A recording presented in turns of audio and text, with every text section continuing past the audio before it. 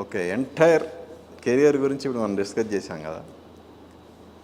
So what is your future అనేది మీ మీ అసలు మీ vision ఏంటి? ఫ్యూచర్ విజన్ ఏంటి?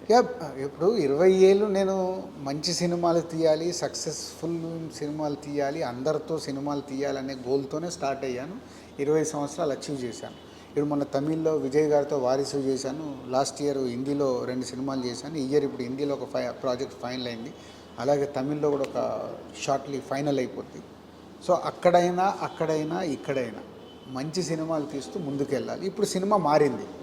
సో సినిమా మారింది కాబట్టి నెక్స్ట్ జనరేషన్ వాళ్ళు కూడా దిల్ రాజు ప్రొడక్షన్లో సినిమాలు స్టార్ట్ చేశారు. వాళ్ళకి నా డైరెక్షన్ ఇచ్చింది అప్కమింగ్ కొత్త దర్శకులతో కొత్త కాన్సెప్ట్లు, కొత్త సినిమాలు వాళ్ళు వర్కౌట్ చేసుకుంటారు.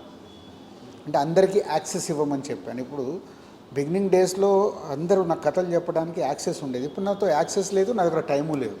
కాబట్టి వాళ్ళని క్రియేట్ చేశాను. వాళ్ళు ఇంకా యాక్సెస్ స్టార్ట్ చేసుకుంటారు అందరితో, అందరు కథలు వింటారు, వాళ్ళకి నచ్చినవి సెలెక్ట్ చేసుకొని వాళ్ళ జర్నీ ఉంటుంది. నేను నెక్స్ట్ లెవెల్ ఇప్పుడు ఒక సినిమా ఎత్తుకుంటున్నానంటే నెక్స్ట్ లెవెల్కి ఎలా తీయాలి, నెక్స్ట్ లెవెల్కి ఎలా తీసుకెళ్ళాలి, అందరు స్టార్ హీరోలతో ఎలా పని చేయాలి, పాన్ ఇండియా సినిమాలని ఎలా చూడాలి, ఇటు వర్క్ స్టార్ట్ చేశాం. Change over, game changer. Shankar గారు ఈ టైటిల్ అన్నప్పుడు అన్నారు, so this is game changer for you also అని.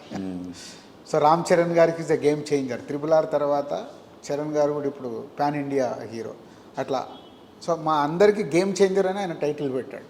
Okay. So maybe game changer for me. Okay. బాలీవుడ్లో ఎందుకు మీరు సక్సెస్ కాలేదు? అవుతాను. అప్పుడు ఏమైపోయింది, చేసింది 2 సినిమాలు పాండమిక్లో.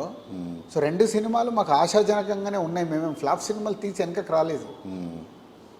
ఇందాక చెప్పాను కదా, ఫ్లాప్ వచ్చిన సక్సెస్ ఎలా తీసుకురావాలి. ఇప్పుడు డైరెక్ట్ స్క్రిప్ట్ చేస్తున్నాను, నో రీమేక్.